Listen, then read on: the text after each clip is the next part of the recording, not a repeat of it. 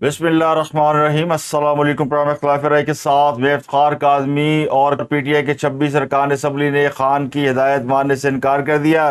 तो पीटीआई में बगावत है, मेंबरान कौन से हैं, बगावत क्यों की है और इस्तीफे देने से क्यों इनकारी है, इस पर बात करेंगे। इसके अलावा 9 हलकों के ज़िमनी इलेक्शन रोक दिए गए हैं। भारत ने 2 बड़े डैमों के स्पिलवेज खोल दिए हैं, बगलहार और सलाल डैम। पाकिस्तान को इतला दे दी है तो पाकिस्तान के सतलुज में बड़े पैमाने पर सैलाब आ सकता है। इसके अलावा जिन्ना हाउस केस में गिरफ्तार होने वाले इमरान खान के भांजों को बड़ा रिलीफ मिल गया है और खान के एक भांजे को जेल से रिहा कर दिया गया, दूसरे की रिहाई का हुक्म जारी हो गया। अब तहरीक इंसाफ ये कहती है कि सिर्फ इमरान खान की अलकादर ट्रस्ट में अपील रह गई है जो इस्लामाबाद हाई कोर्ट में लगनी है। इसके अलावा अतर मिनल्लाह मोहब्बत सचिया ने एक बार फिर खबरों में है और एक बलोच ने सवाल किया और पीटीआई को कर दिया लाजवाब। वज़ीर आला ने सहाफ़ी को हद तक इज़्ज़त का नोटिस भेजा है। कौन से वज़ीर आला है, कौन है जिन्होंने, और कौन है वो सहाफ़ी जिसने सारे सियासतदानों को लाजवाब कर दिया है। इसके अलावा आलमी जरीदे की खबर यह कि भारत ने बलूचिस्तान में मुदाखलत की और टारगेट किलिंग मुहिम चलाई। अमेरिका का वाज़ेह तौर पर पाकिस्तान की तरफ झुकाव है और उनकी तरजीह पाकिस्तान है। पाक बहरिया के 3 कमोडोर मोहम्मद शाहनवाज खान, आसिम मलिक और सुहेल अहमद अज़मी को रेयर एडमिरल के ओहदे पर तरक्की दे दी गई है। तीनों अफसरान को इनकी आला खिदमात के एतराफ़ में सितारा इम्तियाज़ मिलिट्री से भी नवाजा गया है। इसके अलावा यूट्यूबर वीलॉगर डकी भाई के अकाउंट से कितने डॉलर बरामद हुए हैं, कुछ दीगर खबरें भी शामिल है। लेकिन सबसे पहले आपको बताएंगे इलेक्शन कमीशन ने मुल्क भर में सैलाबी सूरत हाल के पेश नज़र पंजाब में ज़िमनी इलेक्शन मुलतवी कर दिए हैं। कौमी असम्बली के 5 हलकों में ज़िमनी इलेक्शन मुअख्खर किए गए, जबकि सूबाई असम्बली के 4 हलकों में इलेक्शन मुलतवी कर दिए गए हैं। कौमी असम्बली के जिन हलकों में इलेक्शन मुअख्खर किए गए उनमें हलका NA 66 Wazirabad, NA 96 Faisalabad, NA 129 Lahore, PP 73 Sargodha, PP 87 Mianwali, PP 98 Faisalabad और PP 203 साहिवाल में इंतखाबात को मुलतवी कर दिया गया।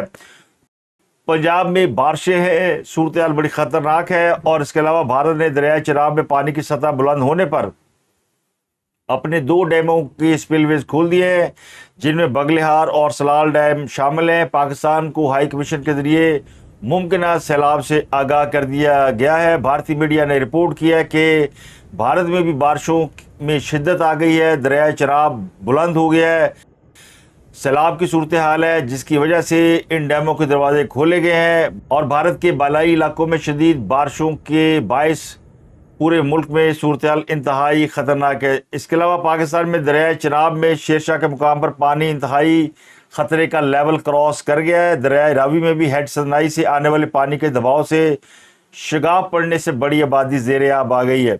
सदनाई केनाल में गुंजाइश से 4 गुना ज़्यादा पानी है और केनाल में पड़ने वाले शगाफ को पुर करने की दरिया रावी का पानी हेड सदनाई से ओवरफ्लो कर राब्ता नहरों में दाखिल होने की वजह से मुल्तान रोड पर रांगू नहर में 2 मुकामात पर शगाफ पड़ गए हैं।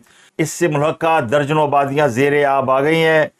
दरिया चनाब में भी पानी की सतह बुलंद हो रही है और सैलाबी रेला मुल्तान की हदूद से गुजर रहा है, जिससे अकबर फ्लड पर पानी का दबाव बढ़ गया। पंजाब के ज़िला गुजरात में तूफ़ानी बारिश हुई है और अब तक 573 मिलीमीटर की रिकॉर्ड बारिश ने तबाही फैला दी है। अर्बन फ्लडिंग से शहर में कई फुट पानी है, कारोबारी मराकज़ और सरकारी इदारे इमारतें डूबी हुई हैं। सैलाब जैसी सूरत हाल है, कई देहात भी डूब गए हैं, फसलों को भी नुकसान पहुँचा है, मामूलाती ज़िंदगी मुतासर है। तो गुजरात के शहरी हाथ उठा उठा के चौधरी परवेज़ इलाही को दुआएं दे रहे हैं, मुनस इलाही को याद कर रहे हैं और मुनस इलाही को आवाज़ें दे के बुला रहे हैं कि स्पेन में क्या रखा है, तुम वहाँ दरियाओं और समुद्रों का नज़ारा लेते हो, आके देखो कि गुजरात एक समंदर में तब्दील हो चुका है। पिछले कई बरसों से गुजरात की मुकामी सियासत के ऊपर चौधरी ख़ानदान का गलबा है, लेकिन हालत ये है कि पूरा गुजरात इस वक्त गोडे गोडे डूबा हुआ है। आवाज़ें दी जा रही हैं हुकूमत को, मरियम नवाज को, कि पलट तेरा ध्यान किधर है, लेकिन कहने वाले कहते हैं कि ज़रा एक आवाज़ चौधरी मुनस इलाही को, चौधरी परवेज़ इलाही को भी देखें। जलालपुर जट्टा में 2 मंजिला खाली इमारत गिर गई है। इसके अलावा एक बड़ी खबर सिंध के हवाले से है कि 7 से 10 सितंबर तक सिंध में वक्फे से तेज़ बारिशों का इम्कान है। جس کی وجہ سے کراچی سمیت سندھ کے مختلف شہروں میں نشیبی علاقے زیرآب آنے کا خدشہ ہے۔ بلوچستان کے کئی اضلاع میں بارش ہو سکتی ہے۔ اسلام آباد، راولپنڈی سمیت پنجاب کے کئی اضلاع میں 6 سے 8 سپٹمبر تک بارشوں کی پیشن گوئی کی گئی ہے۔ محکمہ موسمیات کے مطابق بارش سے پنجاب میں سیلاب سے متاثرہ علاقوں میں صورتحال مزید خراب ہو سکتی ہے۔ برساتی ندی نالوں میں بھی طغیانی کا خطرہ ہے۔ اس کے علاوہ Maryam Nawaz چونگ flood relief camp گئی ہیں، جہاں پر وہ بچوں سے گھل مل گئی، بچوں کے ساتھ انہوں نے بات کی اور وہاں پہ کئی بچوں میں کھانے پینے کی اشیاء بھی تقسیم کی۔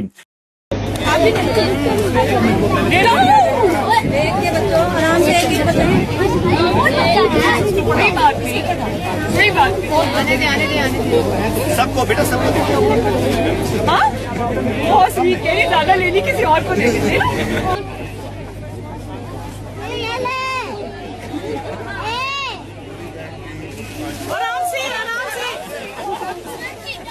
آرام سے بیٹا، آرام سے۔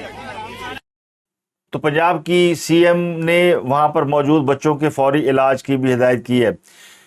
اگلی خبر یہ کہ قومی اسمبلی کے 26 ارکان اسمبلی جن کا تعلق سنی اتحاد کونسل سے ہے، انہوں نے قائمہ کمیٹیوں سے استعفیٰ دینے سے انکار کر دیا۔ بنیادی طور پر یہ پی ٹی آئی کے لوگ ہیں جو کہ سنی اتحاد کونسل میں شامل ہو گئے۔ عمران خان نے اڈیالہ جیل سے یہ آرڈر جاری کیا تھا کہ تمام ارکان اسمبلی قائمہ کمیٹیوں سے، اسٹینڈنگ کمیٹیوں سے استعفے دے دیں۔ تو پبلک اکاؤنٹ کمیٹی کے چیئرمین جنید اکبر اور دیگر قائمہ کمیٹیوں کے سربراہوں سمیت پی ٹی آئی کے 51 اراکین قومی اسمبلی نے قائمہ کمیٹیوں سے استعفے دے دیے تھے، لیکن ابھی بھی 26 ارکان ایسے ہیں جنہوں نے قائمہ کمیٹیوں سے استعفے نہیں دیے اور وہ کمیٹیوں کے نہ صرف رکن ہیں بلکہ بدستور پارلیمانی کارروائی کا حصہ بنے ہوئے ہیں۔ ایسا نہیں ہے کہ کوئی پہنچا نہیں، کسی کو یاد نہیں رہا اور کسی نے سوچا کہ میں مصروف تھا استعفیٰ نہیں بھیج سکا۔ جو اجلاس ہو رہے ہیں ان میں باقاعدہ بیٹھنے والوں میں اور استعفیٰ نہ دینے والوں کی فہرست میں جو لوگ شامل ہیں ان میں جناب سردار محمد لطیف خان کھوسا صاحب، جو پی ٹی آئی کے بڑے دائیں اور بڑے عمران خان کے فین ہیں اور ان کے مقدمات بھی لڑتے رہے ہیں، وہ کہتے ہیں میں استعفیٰ نہیں دینا۔ سلیم رحمان، سلطان سہیل، محمد بشیر خان، نواز خان، محمد عاطف، شیر علی رباب، وقار علی، نسیم علی شاہ، شیر افضل خان، محمد مبین عارف، اسامہ احمد میلا، محمد مقداد علی خان، غلام محمد، علی افضل سائی۔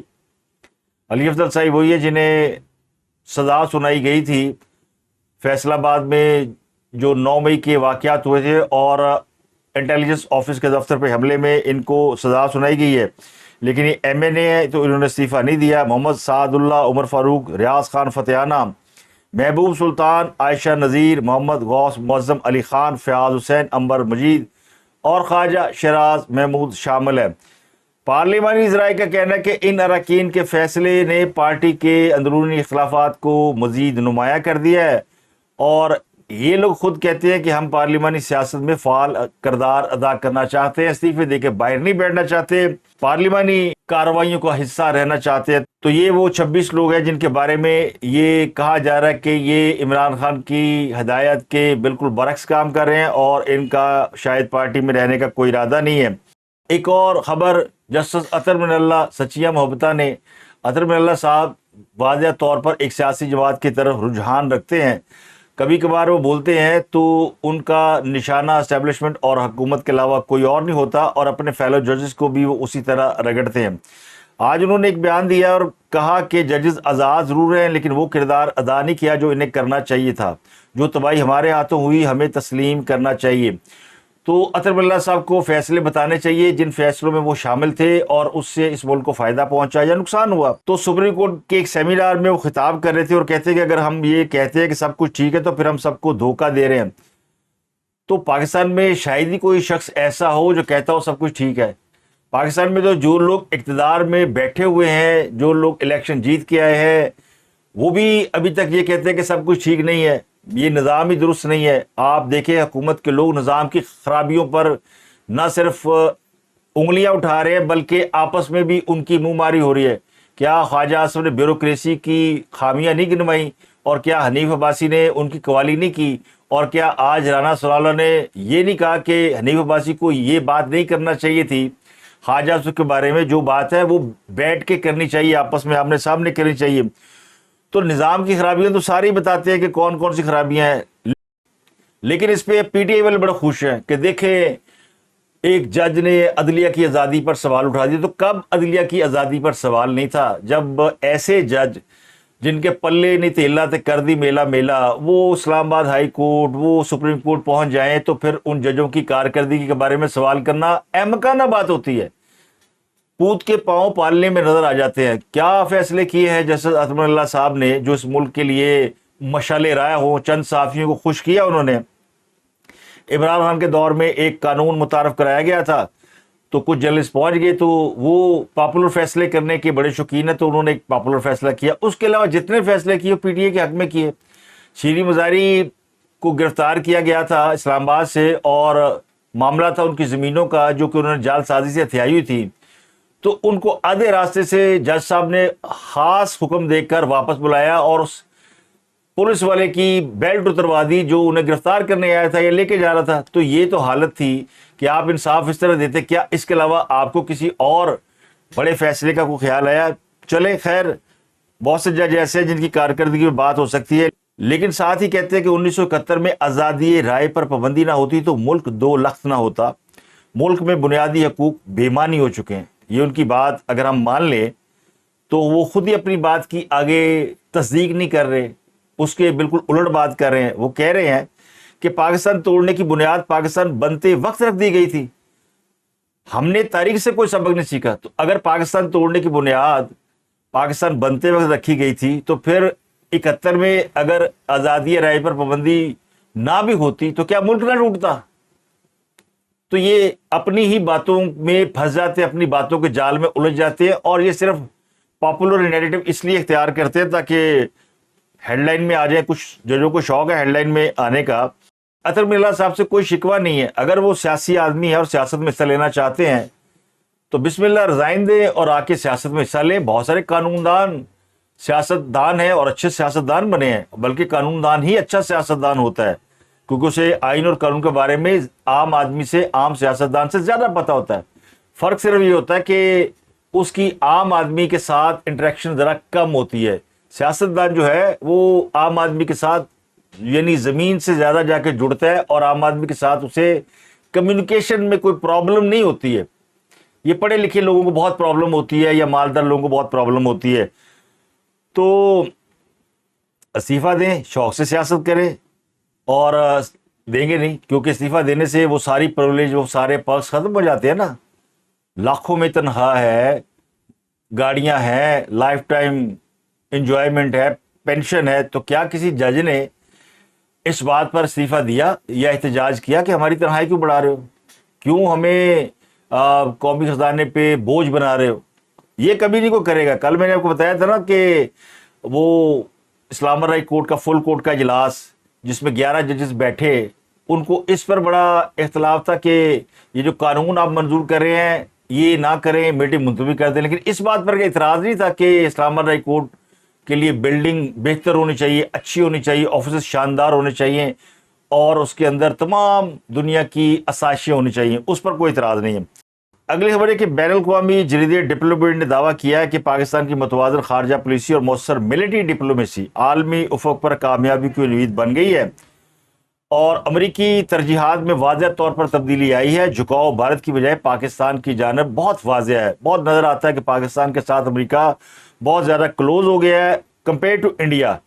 اب امریکہ سے پاکستان کو فائدہ ہو رہا ہے یا نہیں ہو رہا، لیکن پاکستان کے حوالے سے امریکہ کافی بہتر رویہ رکھتا ہے. تو یہ جو حالیہ پاک بھارت تنازع ہوا ہے اس میں بھی امریکہ نے جو پاکستان کی عسکری طاقت کے حوالے سے اندازے لگا رکھے تھے وہ غلط ثابت ہوئے ہیں. اب پاکستان کو اسٹرانگ ملک سمجھتا ہے اور اب حالات بدل چکے ہیں. اب انڈیا کے لیے بڑا مشکل ہے کہ وہ نیٹ سیکیورٹی پرووائڈر کا کردار ادا کرے. امریکہ اب بھارت کو جنوبی ایشیا میں متبادل شراکت دار کے طور پر بھی نہیں دیکھ رہا. تو یہ ترجیحات اور یہ تبدیلی بھارت کے لیے پریشان کن ہے. کئی سال سے بھارت امریکی ترجیحات میں شامل تھا لیکن اب وہ دور ختم ہو چکا ہوگا. پارٹی از اوور، مودی کی گیم اوور ہے اور مودی اگلا الیکشن بہت ہی مشکل بلکہ ناممکن ہے کہ وہ جیت سکے. وہ اپنی ٹرم پوری کر جائیں تو بڑی بات ہے. اس کے علاوہ سیلاب کی صورتحال میں پنجاب حکومت جو ہے وہ پوری نظر رکھے ہوئے ہے. آٹے کی قیمت مقرر کر دی گئی ہے کہ 10 کلو आटे का थैला 905 और 20 किलो आटे का थैला 1810 होगा। रोटी की कीमत 14 रुपये रहेगी, ना एक आना बढ़ेगा ना एक आना कम होगा। अगर किसी ने हैंकी पैंकी की तो फिर उसको हुकूमत देख लेगी। ये इजलास हुआ है वज़ीर आला पंजाब की ज़ेर सदारत मरियम नवाज की, जिसमें गंदम, आटा और रोटी के हवाले से सख्त इकदाम का फैसला किया गया। फीड मिलों में गंदम के इस्तेमाल पर पाबंदी का फैसला किया गया और गंदम का इस्तेमाल रोकने के लिए दफ़ा 144 नाफज कर दी गई है। अब ये वो फीड है जो कि मुर्गियों को इस्तेमाल कराई जाती है, पोल्ट्री फीड जिसे कहते हैं, उसमें गंदम अगर डाली जाए तो वो सस्ती हो जाती है, और अगर गंदम के बगैर फीड तैयार की जाए तो बड़ी महंगी होती है। तो इसका मतलब ये कि इस वक्त जो चिकन 650 पौने 700 रुपये किलो बिक रहा है, वो फीड बंद होने की वजह से या फीड में गंदम के इस्तेमाल में कमी की वजह से शायद महंगा हो जाए। तो मुश्तरी होशियारबाज, चिकन महंगा हो सकता है लेकिन आटा आपके लिए सस्ता ही रहेगा। तो अगर आटे की बात होती है तो चीनी की बात ना हो, तो चीनी और आटा बड़ा रिलेटेड हो गया। वैसे तो घी भी है और बिजली और गैस भी है, ये 5 चीज़ें तो बड़ी एसेंशियल हैं। Security exchange commission of Pakistan ने शुगर मिल्स के मालिकान की तफसीलात कौमी असम्बली में जमा कराई हैं और इससे पहले पब्लिक अकाउंट कमेटी में चीनी एक्सपोर्ट करने वाली शुगर मिल की फहरिस्त भी सामने आ चुकी है। तो ये रिपोर्ट बताती है कि चीनी एक्सपोर्ट करने वाली 67 शुगर मिल ने मजमूई तौर पर $40 करोड़ यानी 11,280 अरब रुपए मालियत की 7,49,000 टन चीनी एक्सपोर्ट की है। पाकिस्तान में चीनी की किल्लत है, बहरान है, कीमत आसमान पर पहुंची है और शुगर मिलों ने चीनी बाहर फरोख्त करके उससे अरबों रुपए कमा लिए हैं, जिसकी वजह से 140 रुपए वाली चीनी 190 से 200 रुपये में फ़रोख्त हो रही है। बाय द वे मैंने जो चीनी खरीदी वो 215 रुपये किलो है। अब दोनों फरिश्तों से ये वाज़ेह हो गया कौन सी शुगर मिल किसकी मिल्कियत है और कितनी चीनी एक्सपोर्ट की गई है। ऑडिटर जनरल ने तो ये दावा किया कि चीनी एक्सपोर्ट से शुगर मिल को 300 अरब रुपये का फ़ायदा पहुंचा है। जो फहरिस्तें जारी की गई हैं उनके मुताबिक आसिफ जरदारी के करीबी दोस्त और ओमनी ग्रुप के सरबराह ख्वाजा अब्दुल गनी मजीद टंडूवाला यार शुगर मिल के 100% शेयर के मालिक हैं। इनकी शुगर मिल ने 91 करोड़ 70 लाख रुपए मालिक की 6,518 टन चीनी एक्सपोर्ट की है। ज़का अशरफ की शुगर मिल ने 1 अरब 67 करोड़ रुपए मालियत की 11,317 मैट्रिक टन चीनी एक्सपोर्ट की है। चौधरी शुजात हुसैन की और चौधरी सालिक हुसैन की पंजाब शुगर मिल, ये उनके पार्टनर हैं, इन्होंने कोई चीनी एक्सपोर्ट नहीं की। मोहन सलाई और मियाँ आमिर महमूद, इनकी रहीम यार खान शुगर मिल में हिस्सेदारी है। इनकी मिल ने 3 अरब 33 करोड़ रुपये मालियत की 21,874 टन चीनी एक्सपोर्ट की है। जहांगीर खान तरीन की JWD और JK शुगर मिल मजमूई तौर पर 15 अरब रुपये मालियत की 99,000 टन चीनी एक्सपोर्ट कर चुके हैं। इसमें हमदा शहबाज, नुसरत शहबाज, सुलेमान शहबाज, ये तीनों रमज़ान शुगर मिल के शेयर होल्डर हैं और इन्होंने 2 अरब 41 करोड़ रुपये से ज़ायद मालियत की 16,116 मैट्रिक टन चीनी एक्सपोर्ट की है। अल अरेबिया शुगर मिल ने 1 अरब 20 करोड़ रुपये मालियत की चीनी एक्सपोर्ट की है। इसके अलावा चौधरी शुगर मिल ने 1 अरब 49 करोड़ रुपये मालियत की चीनी एक्सपोर्ट की है। तो पिछले 2 माह से चीनी की कीमत मुसलसल बढ़ रही है और हुकूमत ने बड़ी यकीन दहानी कराई थी कि चीनी एक्सपोर्ट नहीं की जाएगी, लेकिन अब चीनी एक्सपोर्ट हुई है। बावजूद इसके कि हुकूमत ने 172 रुपये किलो में चीनी फरोख्त करने का हुक्म दिया हुआ है और बाहर से चीनी मंगाई भी गई है। इसमें जो दिलचस्प पहलू है वो ये है, जो वैलिड भी लगता है, कि शुगर मिल एसोसिएशन का मौक़िफ़ ये कि चीनी ज़ख़ीरा करने की मुद्दत 2 साल होती है। अगर ये 7,49,000 टन चीनी एक्सपोर्ट ना की जाती तो ज़ाया हो जाती। एक्सपोर्ट की गई चीनी की एक्सपायरी डेट अगस्त 2025 थी। शुगर मिल एसोसिएशन के ज़राए के मुताबिक आसिफ जरदारी और उनके ख़ानदान की 3 शुगर मिलें बंद है, जब 13 शुगर मिलें ऐसी हैं जो बेचने के लिए रखी गई हैं। इसमें एक वैलिडिटी तो है कि ये शुगर बाहर क्यों भेजेगी, लेकिन इससे मिसमैनेजमेंट का भी बहुत बड़ा एक मामला सामने आता है।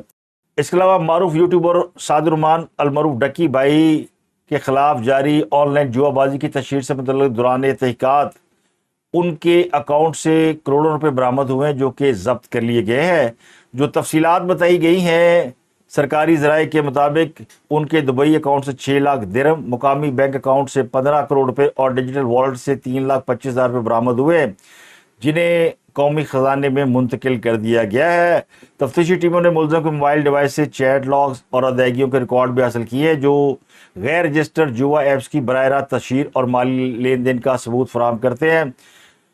ان کے بقول واٹس ایپ میسج اور ادائیگیوں کی ہسٹری سے یہ ثابت ہوتا ہے کہ سوشل میڈیا چینل کے ذریعے اس کام کو مربوط انداز میں چلایا گیا۔ تو national cyber crime investigation authority جو اس کی انکوائری کر رہی ہے، انہوں نے تصدیق کی ہے کہ یہ کیس ان افراد کے خلاف ہے جنہوں نے غیر قانونی on line gambling plate form کو فروغ دے کر پیسہ کمایا ہے۔